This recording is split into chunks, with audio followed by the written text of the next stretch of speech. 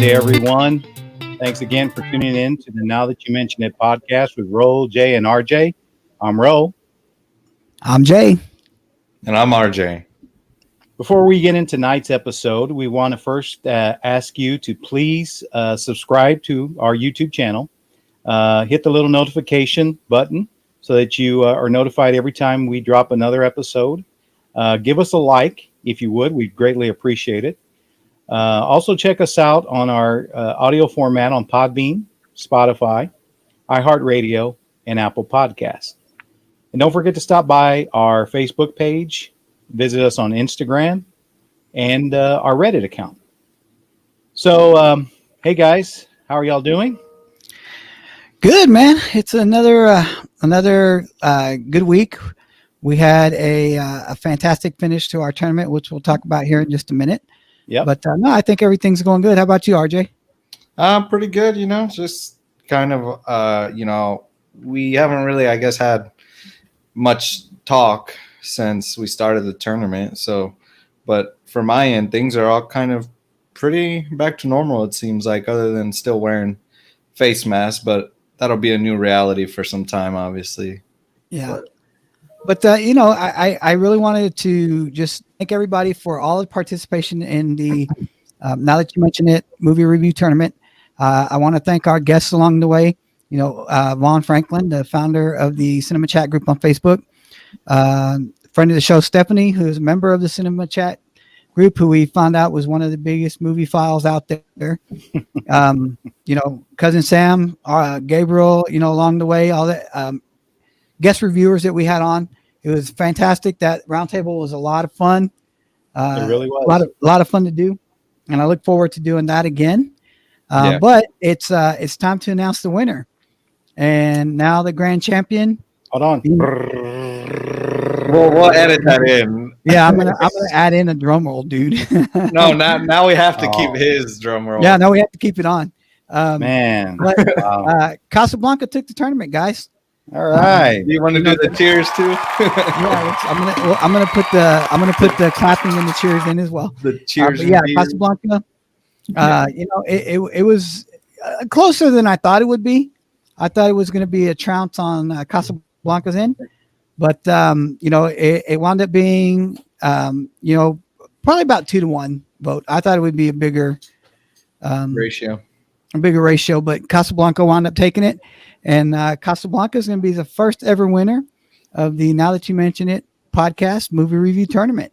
Good job, man. Casablanca. Well, for our first tournament, not a bad film. Some people would argue it's one of the greatest movies of all time. So if I'm being honest, though, I really thought Xanadu or Vicious St. Pittsburgh had a shot, but no, apparently you didn't. Shut up. No, you did not. There's no way in hell you thought. You're fooling yourself if you ever thought that. Wow. But I am interested, and I know we talked about this idea on the last, at the roundtable, was that the next tournament I think that we do needs to be nothing but blockbusters. I want to see some big name movies go against some big name movies, man. I want to see Goodfellas go up against The Godfather. I think that'd be a great matchup. I want to see Die Hard go up against Terminator 2. Two really big action flicks. I want to see two really big. I think it would be a fantastic tournament if we did nothing but blockbusters that everybody's seen. I think that'll rile up a lot of we could do superhero against superhero movie. Let's do like Endgame against The Dark Knight. Yeah. Mm-hmm. I think that'd be. I certainly am looking forward for our next movie challenge, but I do hope that we give ourselves a little bit of time. Oh yeah, definitely. Before we go in that, because I kind of miss the free dialogue, talking about things going on in our world, current events, obviously sports, which we are full swing back in football. The NBA finals are wrapping up. Baseball playoffs. Baseball playoffs. But also missing out on talking about the things that impact our day-to-day lives. I know that here recently you've been spending a lot of time and energy looking for houses. Yeah, so the wife and I decided we're gonna buy a house, and man, let me tell you guys something. This has been the most stressful last month, in a while for me, just because, I think RJ said it best when we were talking backstage, was that everybody wants to move to Dallas. Yeah. Um, and the market is so competitive right now. And it drives me crazy because, with our work schedules, my wife's and I, it's hard to go stop down in the middle of the day or to go see a house. We're having to plan it around our lives. So on weekends when we have time, or like, maybe take a day off during the week to try to do it. But, and then going to see multiple houses at a time. And then as we're looking, we're on a couple of apps to look at houses as well, man. You start flipping through these pages, it's like they all start to look the same. Everything starts to blend together. Yeah. You're like, did we look at this house already? And here I'm thinking I'm looking at a house going, oh man, this is a great house, and I'll send a link to her so she can look at it. She's like, we looked at that one yesterday. We didn't like it. I'm like, forgot. And so just, I mean, the good thing is we're not trying to pin ourselves down to any one area of Dallas. We're kind of open to. There's a couple of places we don't want to live. I definitely don't want to be out. No offense to Arlington, but I don't want to be out the Arlington way because it's just too far from both our jobs. Fort Worth is it's too far of a reach. Right. We're trying to stay within that kind of golden triangle of the Duncanville, Grand Prairie, Dallas area.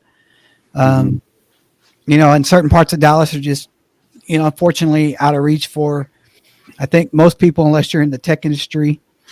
We have a budget. We know what that budget is. We're trying to stick to that budget and not go over. I agree to some extent with you, bro, but I also think it's a question of how comfortable you are with the debt you're about to take on. Yeah, because that's another right thing. now, lending, there's plenty of capital out there to borrow. And interest rates are great right now. Yeah, and banks have tightened up some of their lending criteria for sure, particularly now during the pandemic. Making sure someone has a steady source of income is even more important. But there are certainly people that are taking on high levels of debt and buying their houses.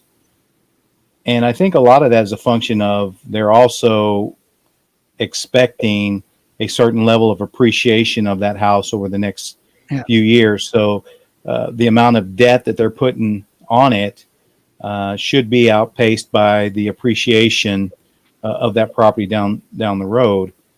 But I do agree that, if you're trying to be somewhat constrained in how much debt you're willing to take on, there are certain parts of Dallas that are just off the list, particularly like in East Dallas. You probably could have bought, I think housing stock in East Dallas was probably affordable for the everyday person 10 years ago. Yeah. And that's I know for the last 4 or 5 years, it's just gotten out of hand. Yeah, we're kind of in that point where, had we done this 10 years ago, we probably could have got a better deal on in a house somewhere else. But like the Lakewood area, that area is completely out of reach. Oh, yeah. You're talking about ordinary houses that are going for $400,000 or $500,000. Yeah. Even here in the West Dallas area, where they're starting to develop the area where we live. I'm looking at some of the houses they're building out here. They're $400,000 or $500,000 homes, and I'm like, it's just, I'm not willing to go that high. It's not that we can't afford it. I just don't want to take on that much. I want to be comfortable. Yeah, I want to be comfortable with what we're paying, and know that if another pandemic hits or anything like that, we'll still be able to pay that note, cover our bills, pay our note, and not have to worry about, oh man, let me put the mortgage off for 3 months, and have my mortgage lender. Well, yeah, but the payback terms on that are you can either pay a lump sum of 4 months at a time, or we can tack those 3 months onto the end of your mortgage, which is going to extend your mortgage out. Not really 3 months; it's really going to extend it out, closer to 6 or 8 months when you look at all the penalties and interest and all the back things that you have to pay for it. Just not worth it. But we sat down, we did our numbers. We know what we're comfortable with. We did the smart thing, and we went to a lender. And we got pre-approved before we even started looking. So at least I have that letter in my hand that says, "Hey, if these guys want to put an offer in this house, they have the backing for it." Well, you have to these days because just like you alluded to earlier, the market is so competitive that if you don't already have your financing somewhat pre-lined up, Yeah. By the time you go through that process, there's probably already 3 or 4 or 5 offers on that house. Yeah. And it's not getting to where I've personally know of a number of transactions that have happened just in the last few months where a house hits the market at a price and they wind up selling for over asking just because there's so much competition in certain pockets, obviously. Yeah. Just certain neighborhoods that people really want to be in. I think that as long as you remain committed to pounding the pavement, though, you'll probably find what you're looking for. But you are, like you and I talked about, you are in store for a lot of stress and well, and the biggest thing, the thing that irks me most, and I got a couple of, I don't want to say rants, but a couple of pointers for you realtors out there selling houses. Take notes. One of the things that frustrates me more than anything is when we go look at a property and, we haven't had time to make a decision. And then when we talk to our broker about it, he'll tell us, oh, well, the buyer or the seller, wants the offers in by 5 p.m. today. And I'm like, okay, well, we just looked at the property 30 minutes ago. I'm not going to make a decision on a house in 30 minutes. Mm-hmm. If they would just put in the listing, we want offers by this date, that would, it really go a long way for me to go, okay, this one wants an offer by noon tomorrow. It's 10 o'clock at night the day before. I'm probably not going to get a chance to see it. And I'm not going to put an offer on a house I haven't seen. Mm-hmm. I'm not going to, because, and here's, rant number 2. Y'all be lying when y'all take these pictures to upload them in these apps, because all the digital bullshit that y'all do to these pictures, it's that's wrong, dude. Y'all wrong, realtors, man, because I've been to several houses where the pictures are all bright and cheery and the wood looks really dark and looks like real dark cherry wood and really nice finished, and the angles that you take it at make the room look humongous, and the fisheye lens that you're using to take the picture of the yard to make it look like it's a half acre in the backyard. And then you go see it and the backyard is 10 feet by 10 feet. And the rooms are 5 feet by 5 feet. That's, of course, he's exaggerating, realtors. And I'm going to stay quiet on that one. I'm a realtor too, right? I know you are. Yeah. That's why I'm pointing at both of y'all. But I don't sell houses. No, you don't. Strictly commercial. And I got to tell you too, when we bought our house, bro, it was a stressful exercise too. We bought it a number of years ago, so we didn't have nearly as much competition as you have now. Yeah. But even then, you're right that you can't. That's why it is important for you to go look at the house and walk the house, because pictures can tell a story, but it might not tell the story. Yeah. The story that you need and give you the information you need to make a decision. Like I explained to you before, I think that as long as you stay true to 3 things, right? The 3 things that you and I talked about is make sure that the mechanical, meaning the electrical and the plumbing and the HVAC, are in good working order. And if they're old, it doesn't hurt to ask how long has it been since anything's been updated.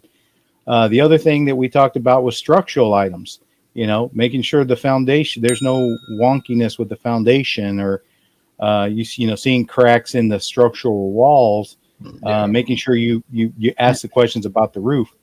And then ultimately, the last thing, which has become important for me, is understand what the drainage is of your property. Know where the water flows. We love our house. We're happy where we are. The unfortunate byproduct is we're also one of the lowest points on the block. So when there's a heavy rain, all the water drains onto my property. So unfortunately, we've had a number of times where we've had to get out there. And RJ can tell you where I've got a sump pump set up and hoses, and we're out in the front porch, with the big push brooms, moving water so it doesn't come in the house. Yeah. So, those things, everything else to me is you can fix. Like you and I even talked about one of the houses you were looking at. It's not going to be absolutely perfect move-in ready. You're still going to probably need to do work almost to just about any house. I mean, there are some houses that have been updated or are new construction. Yeah. But for the most part, if you can find a nice house with good bones, and you're going to have to do a little bit of work. Yeah. Yeah. I mean, I am very lucky, luckier than most in the fact that I have people in my family who do real estate that I've been able to come to you guys for a lot of advice. And I know, you and I talked about a couple of different things. And so, when we go around houses, and there's been houses that we've gone to look at where the pictures, you're right, the pictures don't tell you the story, where, we'll walk around and some of the bricks are falling off the corner of the house, or the cracks in the driveway or in the like a back porch or something like that. Just big indicators of foundation issues. Cracks in the wall. I'm looking at those things. I know, while my wife looks at the aesthetics of the house, I'm trying to look at all the structural things of the house, so that we can kind of both, share notes at the end. And she goes, I think this looks good. I think this looks good. But what about this, this, and this? And she's, going behind me, asking the questions that sometimes I forget to ask. HVAC, that's one of her big things is the air conditioner work. Some of the older houses that we've looked at, what's the plumbing like? Those are questions she's thought to ask too, that I, sometimes I get excited about a property or the location. And so I forget to ask. And that's why it's good that her and I are sharing the burden on this, because we kind of keep each other in check to say, okay, well, this is what this needs to be or what that needs to be. And so, there have been a couple, and we both have our wants and desires in the house, and we know that no house that we find is going to be perfect, unless we get the house built to suit. That's it's going to be hard to find a house that is going to match both of what we want specifically. Yeah. Like one of my big things is, man, I really, really, really don't want carpet in the house. Not a big fan of carpeting, and we have dogs, and yeah, I can completely understand that. They're indoor dogs. Yeah. And so carpet starts to smell. It absorbs that odor of the pet. And next thing you know, your house is smelling like your dog, or if you have cats, it's even worse. Yeah. So I'm looking for hardwood or laminate or tiled flooring, but a lot of the houses that we're looking at are like just carpet everywhere. It drives me crazy. Right. Like in a 2-story house, I can understand why you put carpet on the steps and on the second floor, because you don't want somebody walking above on that floor up there, clack, clack, clack, clack, clack. But when it's on the bottom floor, why put carpet all over the bottom floor too, man? Well, I mean, our house, when we bought it, had carpet in several rooms, and I thought it was fine, but again, we really didn't have indoor dogs.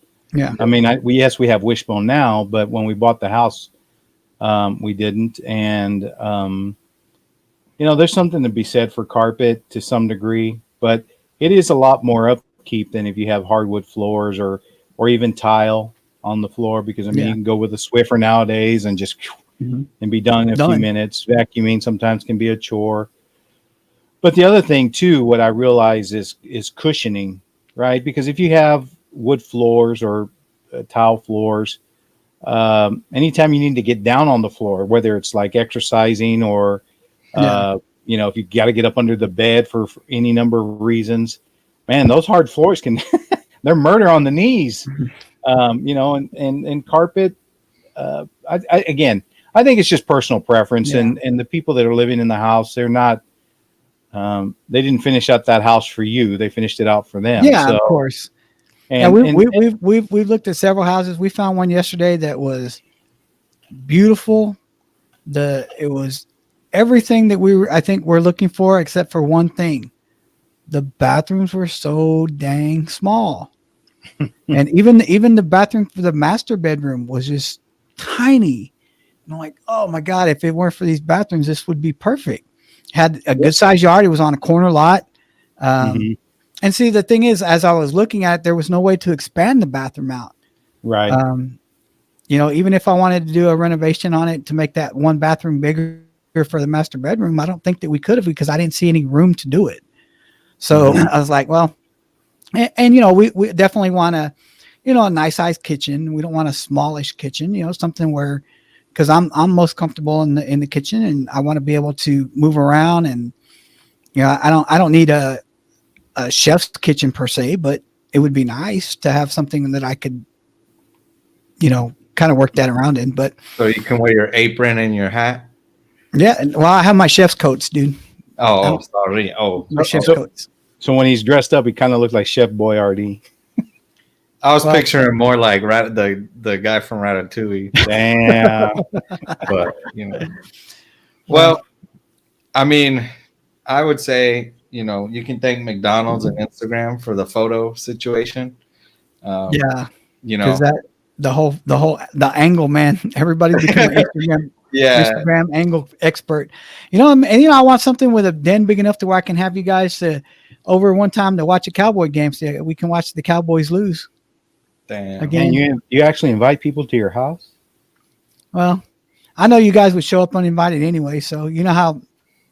I already show up. What they say about Mexicans and cockroaches, something like that. Damn. Wow. Well, I mean, definitely, stressed out because of your house search, but keep your head up. I know you'll find what you're looking for. It's just out there. And if you do get a house with carpet and you want to change it out, hit me up. I got the connection. RG does flooring on the side. Yeah. He does. Yeah. Are you like you're like Kramer, where you just have a business card for everything that you do? Yeah. Kramer for yeah, Seinfeld. If you look up Jack of all trades in the dictionary, it's just my picture, Just be prepared for your floors to kind of go like, Jack of all trades or jackass for a lot of change orders. I'm big on change orders. So he's trying to buy a new car, so he's got to get those change orders up. My car works fine. I'm gonna run that thing into the ground. So I noticed your background there, your name, you bleed blue and silver. This past last weekend was not a good weekend. Not a good look for your boys, man. Past 4 weeks. Baker Mayfield do that to you. Well, if you really think about it, we're one lucky onside kick away from being 0-4. Yeah, man. Yeah. Honestly, I was very excited about the bringing Mike McCarthy on this year. I think I still am. We got to give him a little bit of time, and I got to say, Dak's our quarterback. I mean, the guy he's a competitor. He's tough. I think he makes a lot of very good decisions. He's making some incredible throws, and he is helping to keep us competitive in these games. When your offense goes out and scores 30 points or more, you expect to win. Yeah. So that means that our biggest problem is on the other side of the football. Well, not necessarily, because when you're going into the second quarter down 30 points already because you turned the ball over 3 times in one game and 2 lost fumbles in but the fumbles aren't on Dak. I mean, no. I'm not saying running backs and wide receivers have fumbled too. It's on the offense. I'm not saying Dak specifically. Yeah. It's on the defense. So I mean, on the offense. So yeah, I mean, you can't put a lot of blame. But here's the thing, bro. On the defense. But man, that offense. Here's the thing: 2 to 3 games. Turnovers happen. I mean, that's just it's it's very difficult to go through a perfect game without turning the ball over, particularly with some of the talent you have on some of these other defenses. Unless you play the Cowboy defense. But okay, so there we're headed, right? That's where we're headed. But what I'm saying is that when it happens, when you do have a mistake, when there is a turnover, you hope that your defense can help bail you out.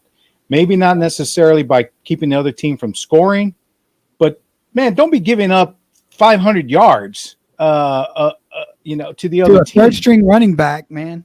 150 yards to a third string running back. Man, oh God, that is so painful. And that's where I really want to. That's really kind of where I want to focus right now. Is I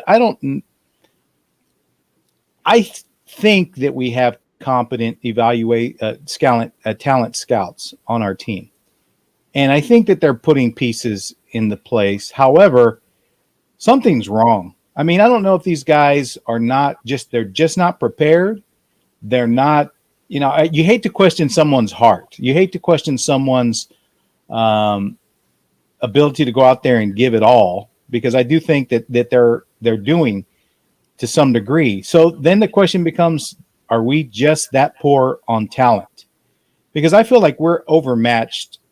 And just to your point, you were talking about Baker Mayfield. I mean, their third string running back, Odell Beckham, he made us look like but he's on the Cowboys for years now. I know that. I get that. I completely get that, right? But there have been games where the Cowboys have been able to at least not maybe shut him out, but to keep him in check. He did whatever he wanted to do Sunday. Yeah. He did whatever he wanted to do. And I don't know if our secondary we just don't have the talent. I don't know.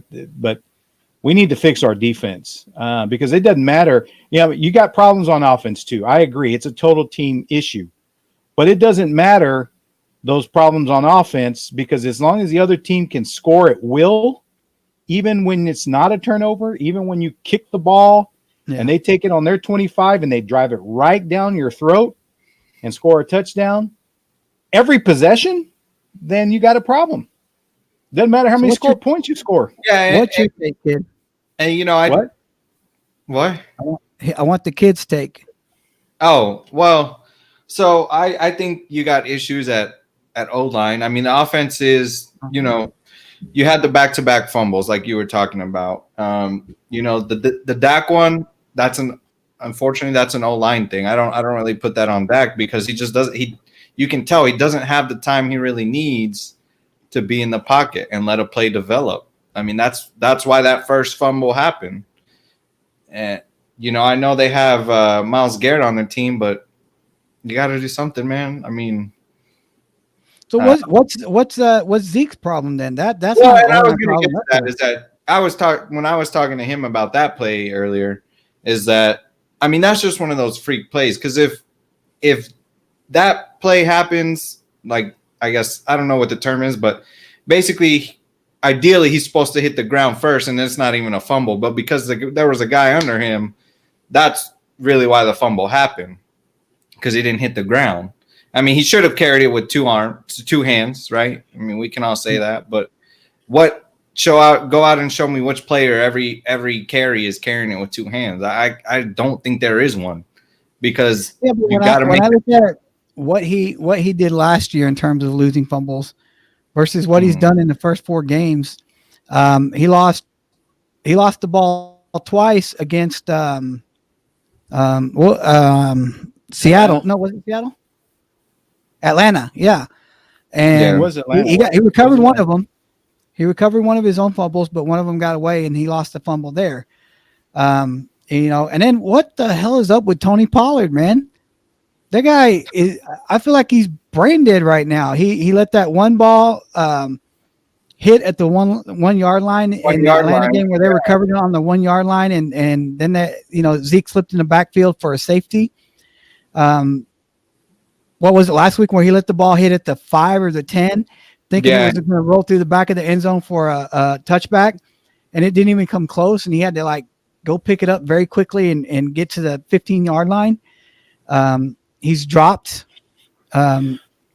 He's dropped one too. I mean, it's just Well, and Tony I Pollard, think man, I think that goes back to preparation and coaching, Yeah.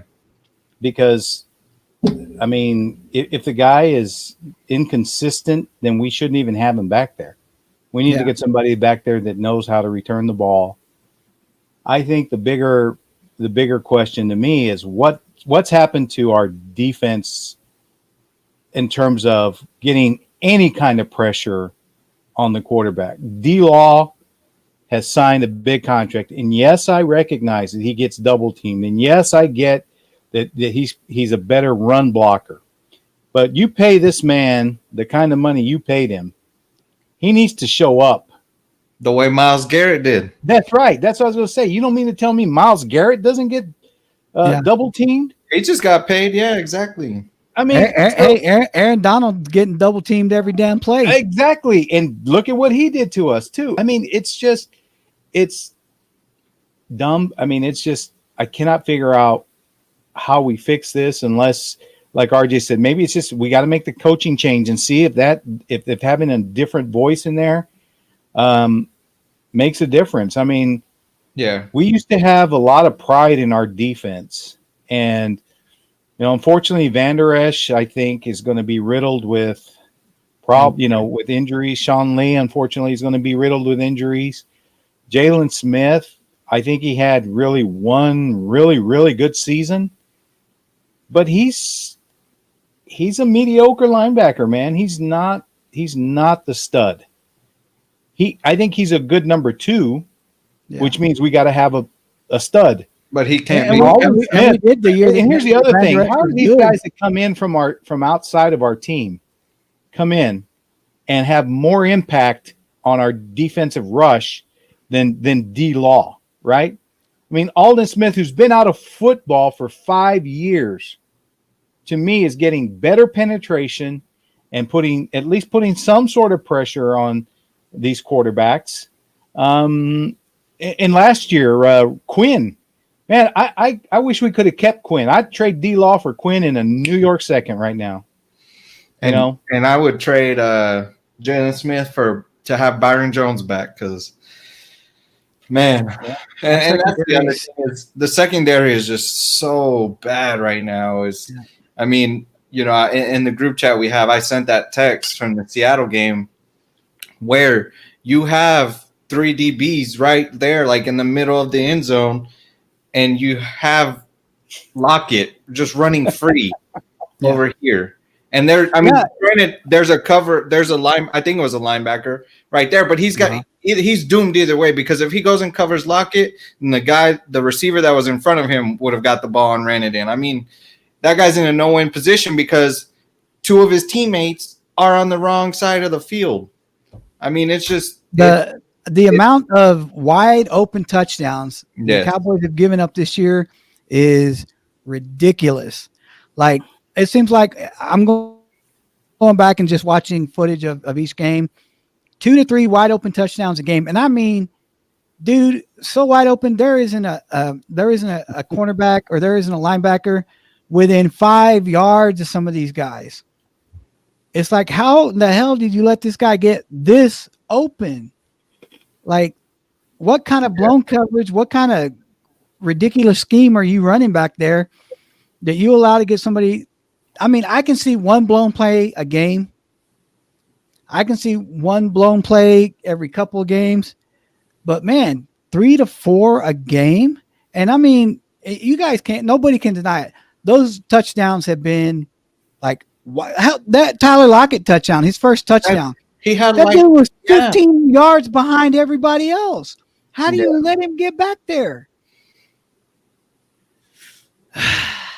And, I know some people are going to say, well, there's a segment of the fan base that's going to say, well, you guys aren't really fans then. And it's like, no, they're still our team. We want the best product on the field. I mean, Jalen, well, you want to be competitive, man. Yeah, it's different if we're losing these by it's just how the game's played out. But that's not what's happening. We're getting torched. and it's ridiculous. And And then Jalen, you're having to play catch up. yeah, exactly. You know, Yeah, and it's hard. Although I got to say, Jay, for you that it's been fantastic because you have Dak on your fantasy team. He's been scoring points like a mug. Three straight games of 450 yards passing, NFL record. I'll take it. and I'll get to that in a second. But I mean, you guys aren't on social media as much as I am, but they went and showed plays of where it's just it's clearly an effort issue. I think there's plays where Jalen, it's like, what are you doing, man? He was right there. How did you not make the tackle? So, if he ever sees this, he can hate me all he wants, but it's a business decision, dude. Like Dion used to say. Yeah. He just got paid, man. He can't not, now.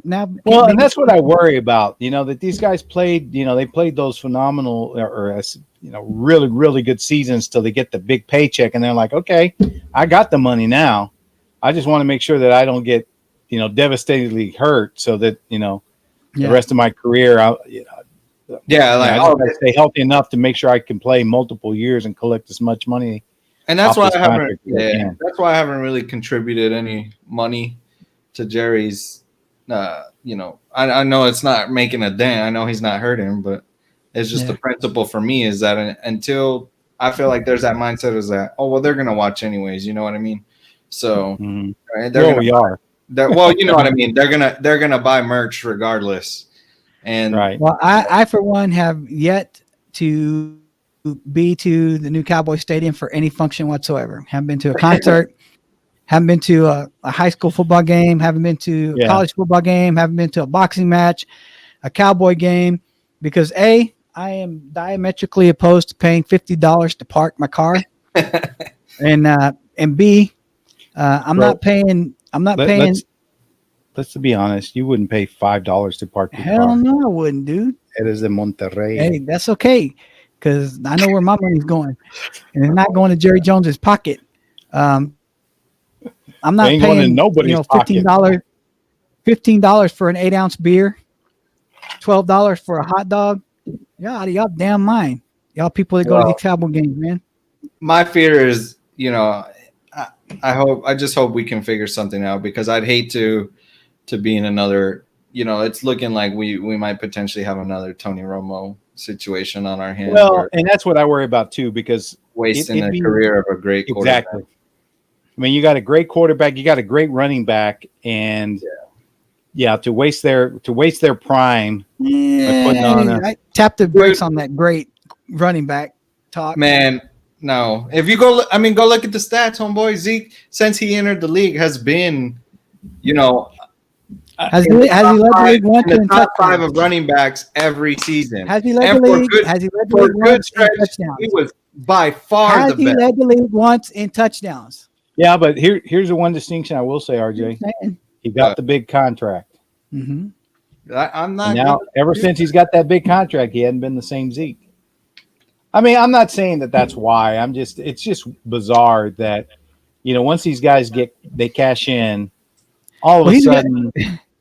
He's got the excuse of COVID. So, well, speaking of COVID, I mean, at least if nothing else, as much bitching and complaining as we're doing, at least we got football to bitch and complain about. At least I got my fantasy team. Yeah. But, I mean, it certainly, COVID has crept in and affected a couple of these games. Oh, yeah. I mean, I know from a fantasy standpoint, RJ and I were looking at contingency plans for our league and what we're going to do if the Patriots and the Chiefs didn't play this past weekend, because we're looking at if they postpone this game, if they cancel it, how are we going to delve up the points? How are we going to make this fair for everybody? And so now we're having to look at another situation this week with who's it, Tennessee? The Titans. Yeah, Tennessee. Well, I'll have to go back and check. Tennessee had a bye last weekend. Yeah. Tennessee and Pittsburgh. But this weekend they don't have a bye. And I think that as of today, Wednesday, when we're shooting the show, there was another positive COVID test today. And that's what I was going to say is that I know the Patriots had another player test positive. So, and that kind of goes into the fact is that, how does this, I guess, kind of reflect on Roger Goodell if, let's say, God, I pray it doesn't happen, but we find out in a couple of days Patrick Mahomes test positive because they decided to go on with the Kansas City and Patriots game, knowing well that Cam Newton had it, and now a second player has just tested positive. I mean, I don't like Roger Goodell to begin with, but I think it's a poor. If I'm the Kansas City Chiefs owner, I'm pretty pissed that the game happened, especially if Mahomes does get it. Like I said, God, hopefully he doesn't. I'm not wishing that on him by any means, but just some kind of food for thought, if you will. Well, yeah, and I think go ahead. You go ahead. NFL has to take a look at, and I think every sporting league has to take a look at what the NHL and NBA have been able to accomplish with these bubble cities. The NHL for them for that. Yeah, the NHL went off. I mean, the Stanley Cups went off without a hitch. No positive COVID tests for the entirety of the run of hockey this year. Yeah. And that right there amazes me. As many hockey players as are on a team, as many staff as you have for each team, those bubbles that, you've had a couple of positive tests in NBA land. But I think that's from those people who are trying to sneak their girlfriends in or sneak in their weed guy to try to get them, in there to trying to get the hookup. The weed guy. Is that what they're called? Their weed guy? Well, what do they call them? A plug, trying to get their plug in there. Oh, sure. But for the most part, the COVID tests have been few and far between, the positive tests anyway in the NBA. I think Major League Baseball, using, playing in their own stadiums and things like that, with no fans, you've had more positive tests in Major League Baseball than you have in NBA and NHL, and now you're starting to see it rip through the NFL. Well, and that's what I worry about because, see, I think football and baseball don't lend themselves to being structured in a bubble type environment. I think it's impossible to pull that off. So I realistically, you have just exponentially more opportunities to be exposed in football and baseball, particularly because you're traveling from facility to facility, right? Mm-hmm. And you exponentially are increasing the number of people that are involved, and you are deciding to let a few fans into some of these games, right? And not that the fans have any direct contact with the players, but still, I mean, there's still just so many more potential exposure events, right? That it's bound to happen. And I just, what you hope for is that it doesn't get out of hand. Yeah. And it just starts spreading like wildfire through all these different. Yeah, and before we get into that, because you brought up the NHL, I just want to give a kudos again to the Stars. Even though they didn't win, injury reports came out today, and kudos to those guys.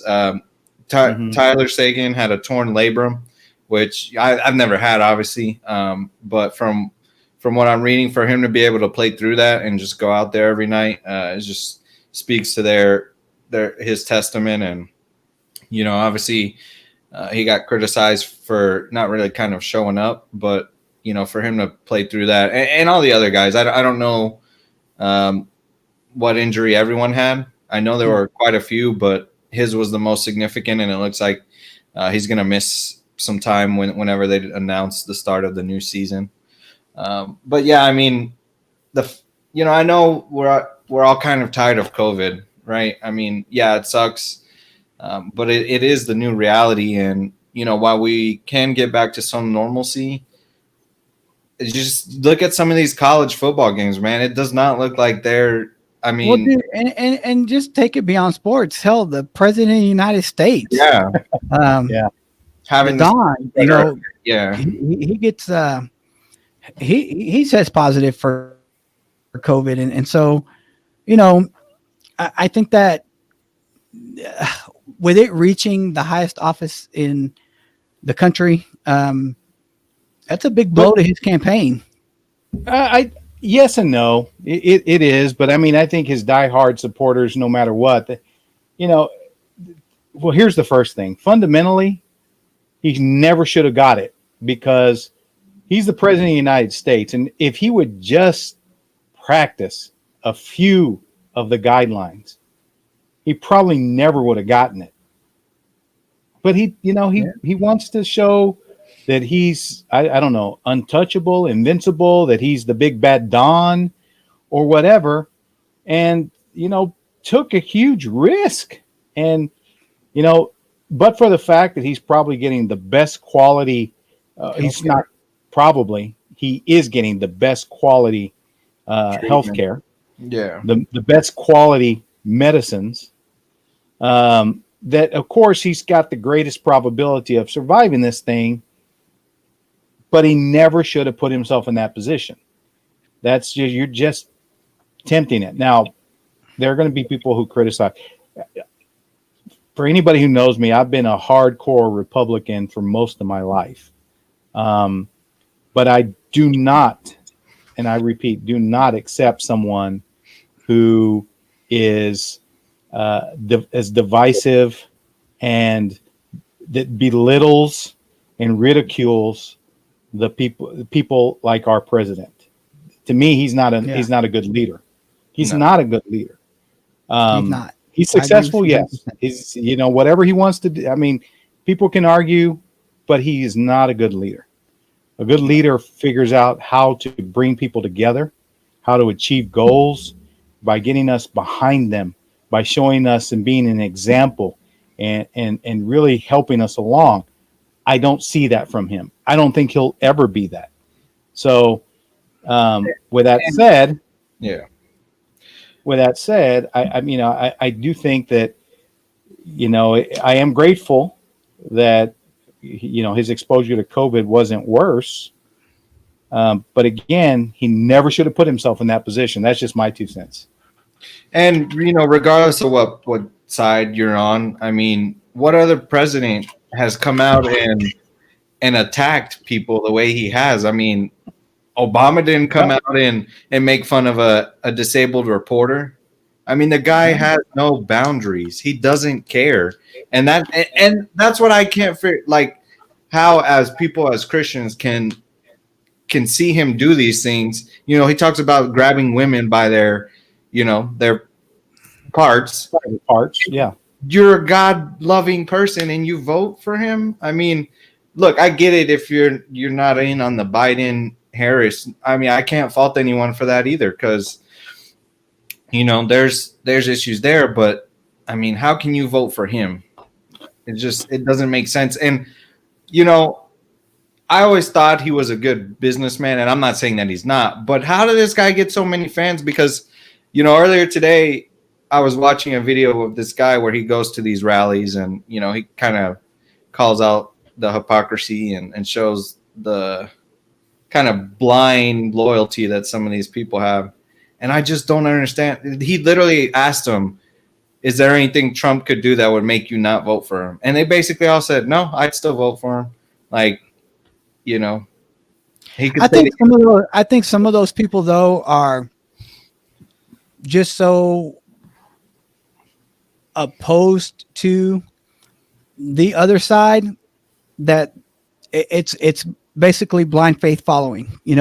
I think that whatever Republican is standing up there spewing whatever they're saying and doing whatever they're doing, they would say that's my candidate no matter what, because they're unfortunately. I think it just happens to be Donald Trump.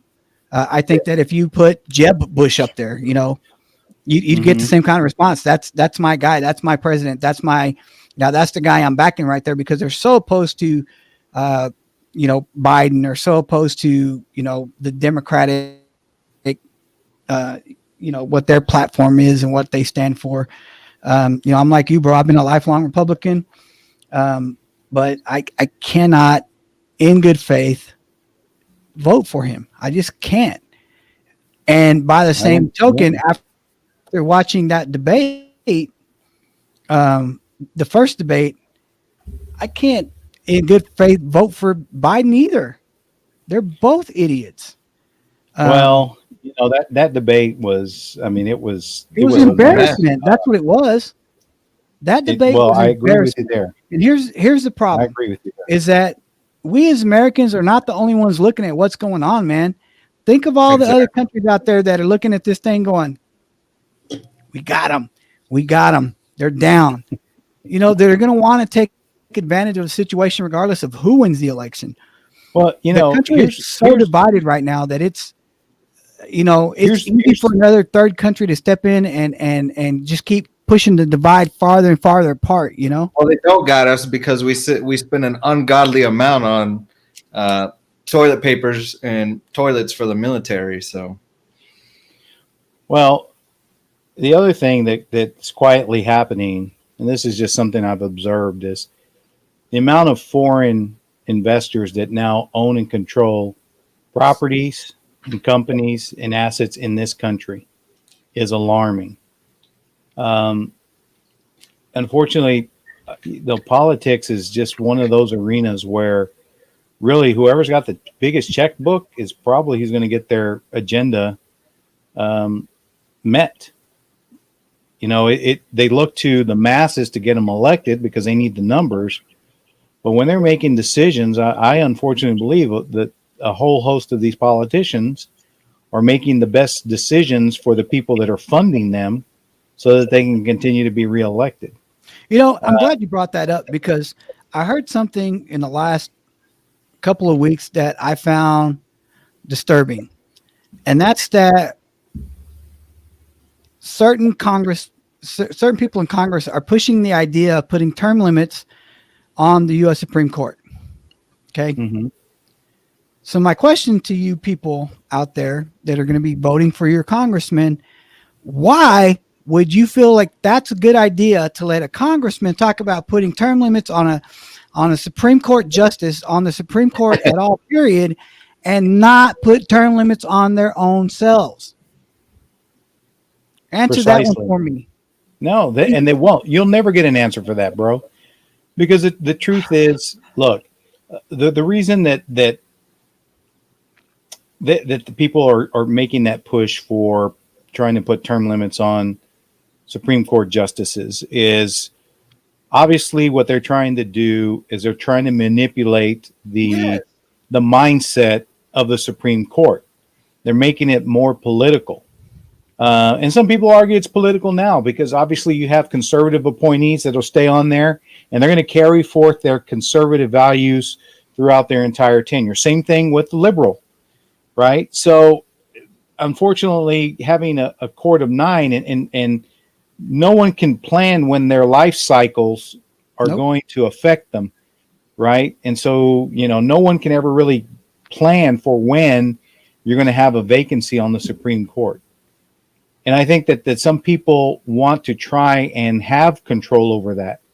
But the whole reason for that in the first place was so that the Supreme Court could be independent of any true political swaying from either the executive or the congressional branch, right? And that's just, it's unfortunate. And I agree with you. I mean, I talk to a lot of people that are pro term limit, right? Yep. And even RJ and I have discussed at-large voting for your candidates. Why do we continue to honor this archaic system where everybody boils down to only one candidate and that's your choice?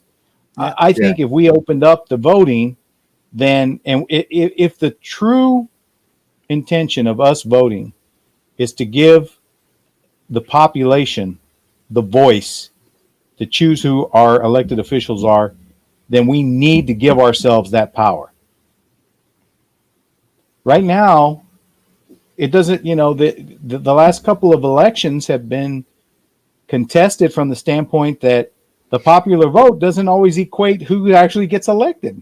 Yeah, and I was actually going to plug that again because I think it's important that if we want to get away from being in this scenario again, then you gotta change the system and go ranked choice voting, because it basically allows for you to, if let's just say, for example, if you wanted to Pete, I don't know how to pronounce his last name, but if you wanted him to, if he was your first, but then he drops Pete out, Buttigieg? yeah, if he drops out, if he was your number one and then he drops out, well then by the way it works is, your vote basically kind of doesn't count for the primaries, right? So the way it should work is that if he drops out, then what you do is you rank everyone who's running, and your vote then goes to whoever your second pick was, right? So that all these people dropped down, and it came down to Bernie versus Biden, and I mean, we'll not get into the politics of it, but I mean, Biden basically stole it from Bernie. It was rigged, So we've got to. And I mean, that's how Trump got. That the Republicans this term, nobody was man enough to step up and even challenge Donald Trump for the nomination of the Republican Party. I know that it's tradition for a standing president to be your vote, but when you look at everything that's gone on this year, these last 4 years, I think it's spineless for some of our Republican leadership for nobody to step up and put a challenge to Donald Trump. I get it. It is tradition, but we got to at some point break this cycle, man. You guys, little trivia here, know who the last non-Republican or non-Democratic president was?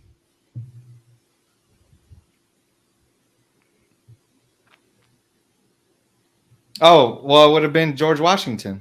Nope. No?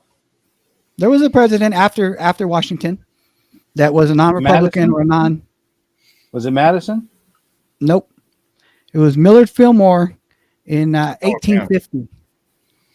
Okay. 1850. So almost what, 2 centuries ago. 170 years. We're looking at 170 years that we've been without a president who was not affiliated with either one of those parties. And it's to the point now where I feel like there has to be a third party option somewhere for people like me, because as a lifelong Republican, and I've told people this, I can't in good conscience vote for either one of those. And you know what I've been told, and RJ, you said this to me at the beginning or before we started the show, was, well, if you don't vote for, if you're voting third party, then you're basically voting for Trump. And I don't understand that line of thinking, because here's the thing is, if I'm taking it's cause and effect thinking there, bro, because I mean, you're staying true to your values and voting your conscience, which I admire. Yeah, and I was going to say, I mean, but it's your right. You're not compromising. You're not compromising who you are, your values, or anything like that. But everything is unfortunately cause and effect, right? So the reality is that the way our system is structured, that unless we have a legitimate third party, a vote for the neutral, which is what your vote is, it's a vote for the neutral, right, is in effect taking away from the change, right? Because so by default, it maintains the status quo. That's why it's, when they say it's basically a vote for Trump. If the roles were reversed, if we had a Democratic president and you didn't like the Republican candidate and you didn't want to vote for either one of them, you're essentially doing the same thing. It's not that your vote is not important. You're not voting your conscience.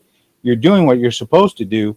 However, a vote for neutrality is essentially equates to a vote against change, because it's basically allowing the status quo to stay in power. I get that. But in my mind, the way I look at it is, if I'm taking my vote away from Trump and I'm taking my vote away from Biden, what I hear is Biden doesn't have enough support to beat Trump. That's what I'm hearing. When you tell me that me taking away my vote from Donald Trump or for Joe Biden is basically a vote for Trump, I don't feel it that way. I feel like I'm taking my vote not away from just one person. I'm taking it away from both of them. And now what I'm hearing you tell me is that you don't think that the other candidate has enough moxie or enough charisma or enough sway to beat the guy currently in office. That's what I hear.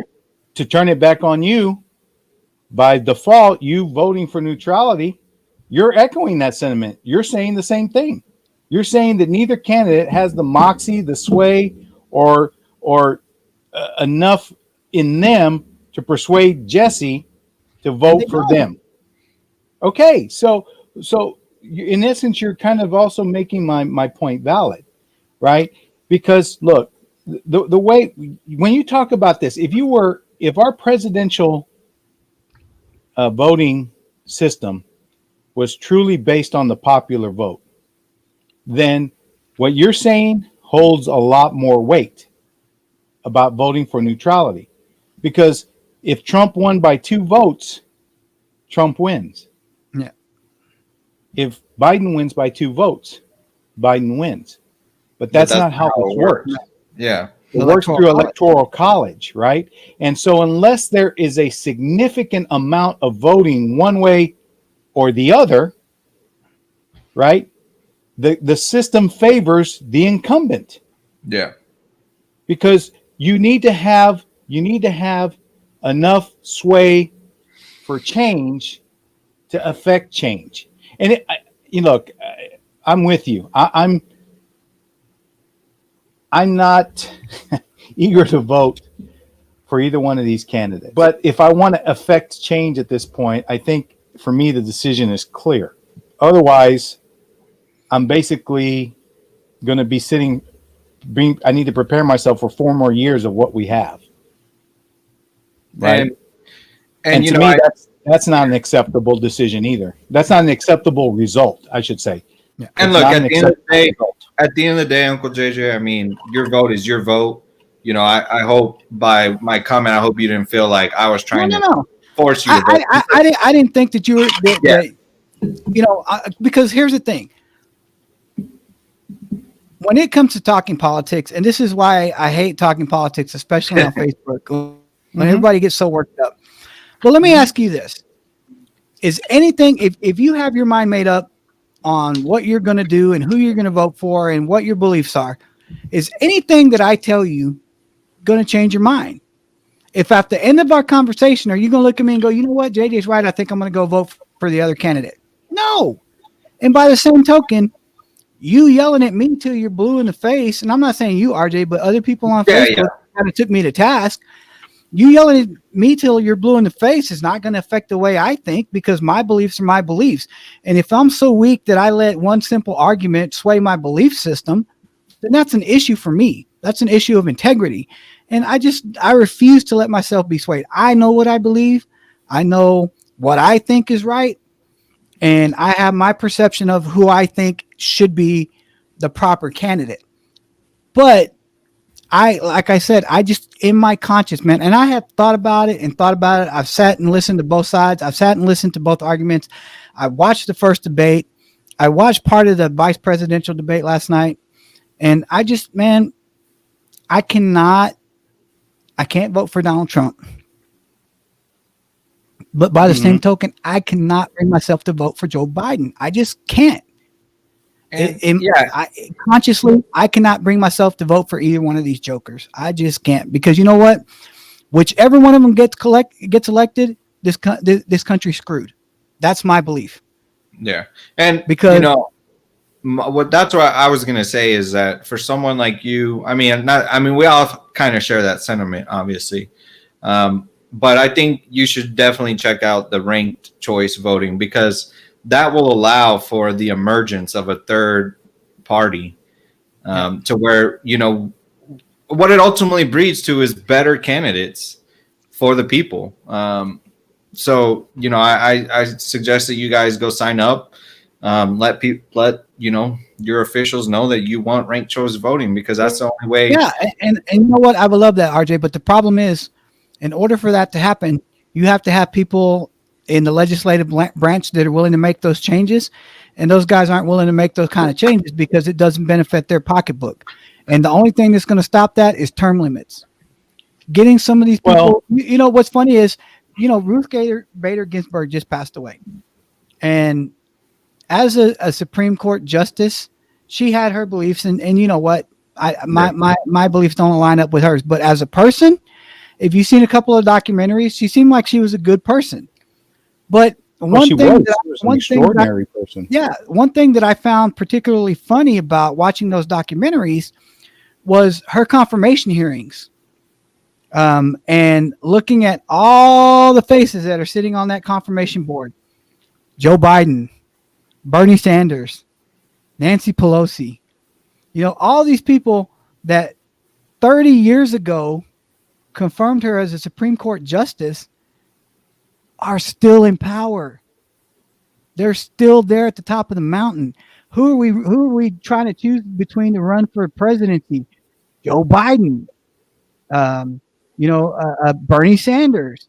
You're looking at Nancy Pelosi in control of the House of Representatives.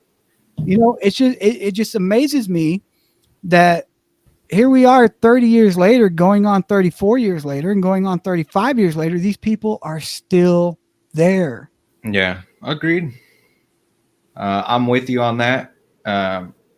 We definitely need to have term limits. Not on the Supreme Court, I don't think. I think no. When you introduce that element, that makes it political, and then you're going to compromise the judicial branch. Yeah, and integrity of that branch, and it was never meant to be political. As it stands, the court has a good kind of mix. I think even people like Chief Justice Roberts, who was nominated by Bush, I honestly believe that while he does vote for so on a somewhat conservative basis, there are times when he is on the dissent, and I feel like he makes the right moral choice. What I'm afraid of is that the people that Trump picked, maybe they could potentially be bought, or I don't get the same good feeling that is if this was a different Republican president appointing a Supreme Court justice. But like I said, I think they have a good mix right now. But yeah, I mean, you have to have term limits on Congress. You just can't have senators, and it's supposed to be about serving the people. This is not really, it was never really intended to be a career. Yeah. When the forefathers, created this whole thing. So, and like we would discuss this on past episode. I just think the way it's set up right now, it invites corruption. Well, it definitely does.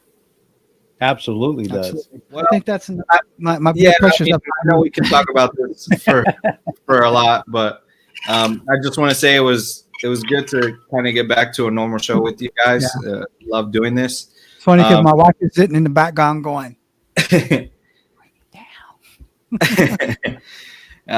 But it was a good show.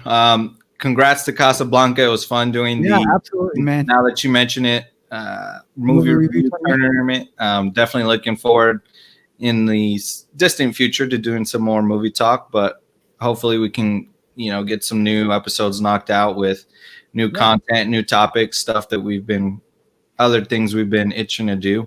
And with that being said, we just want to thank all of you for choosing to lock in with the Now That You Mention It podcast. And the three of us know time is everyone's most valuable asset. So we definitely appreciate you for giving us a piece of your time. We love doing this, and whether it's only 5 people watching or 5 million, we appreciate all of you taking the time to listen to us make fools of ourselves. And if you don't mind, we'd like to ask for just a few more seconds to give us your feedback. If you're listening on Spotify, Apple Podcasts, Podbean, iHeartRadio, please turn on notifications, go follow us. check out an episode, leave us a rating and a review.